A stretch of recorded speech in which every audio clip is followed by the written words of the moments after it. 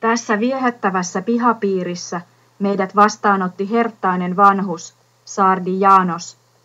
Hän lienee päivänokosiltaan herätetty, sillä olimme varanneet tutustumispäivän jo 2 viikkoa aikaisemmin, mutta ryhtyi innolla ja kuulijat taitavasti huomioiden kertomaan tekniikasta, jossa hän on todellinen mestari.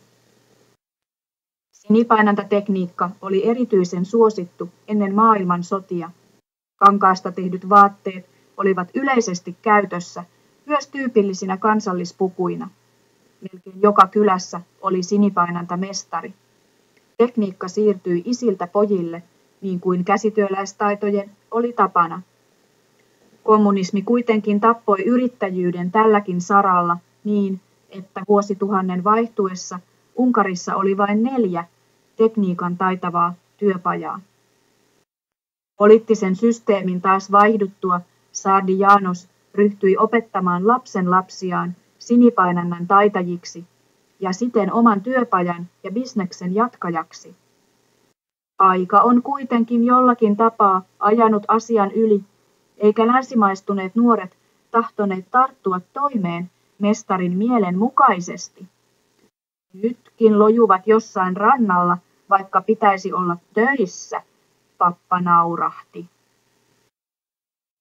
Pihapiirissä oli useita ovia, joista osa johti asuntoihin, toiset pieniin työpajahuoneisiin, joissa sinipainannan 8 eri työvaihetta työstetään.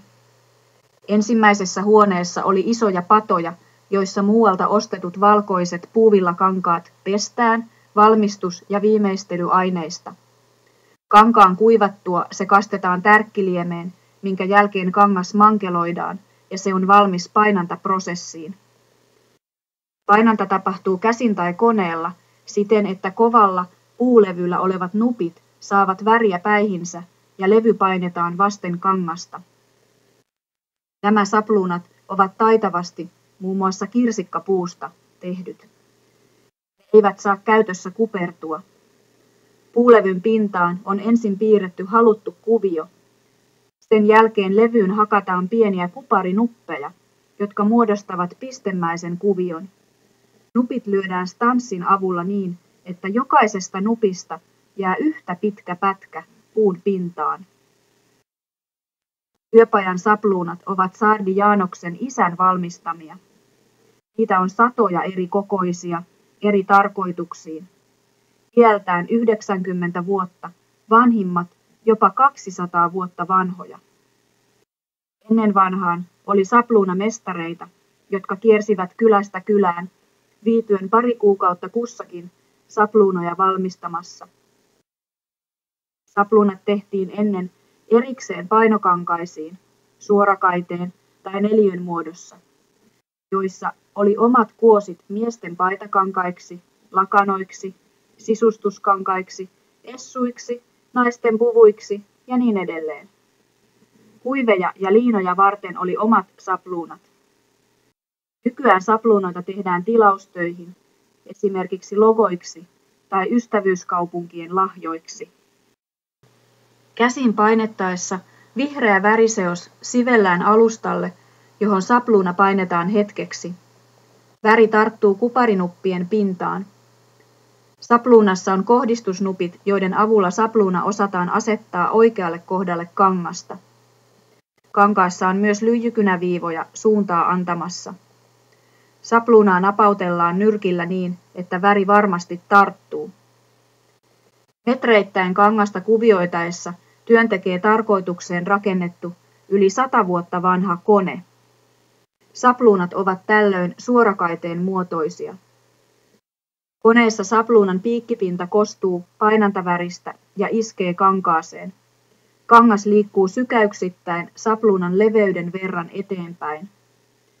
Salainen vihreä painanta-aine sisältää muun muassa öljyä, kumia ja useita ainesosia, joita tulkki ei osannut kääntää.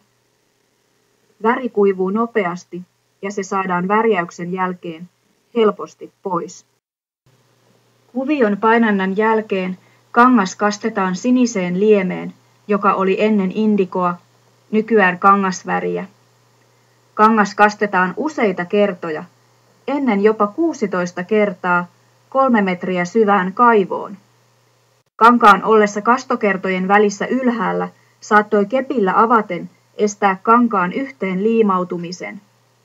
Värjäyksen jälkeen kangas pestään 4–5 kertaa jonkinlaisessa happoliemessä, jotta vihreä väri lähtee pois ja alta paljastuu valkoisena säilyneet pilkut.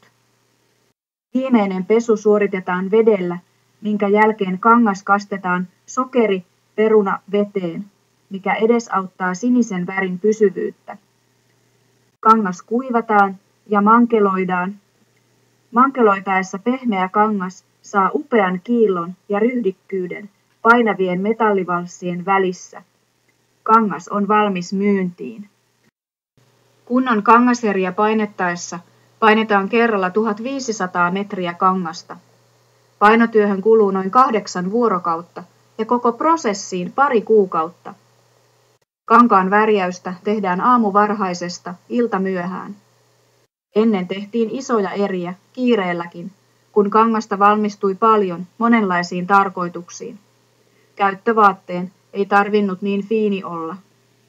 Nykyään työn laatu ja värien kestävyys ovat avainasemassa. Kansanperinne ei ehkä enää elätä tulevia polvia, mutta historiassa on kuljettu ihanissa sinivalkoisissa kostyymeissä.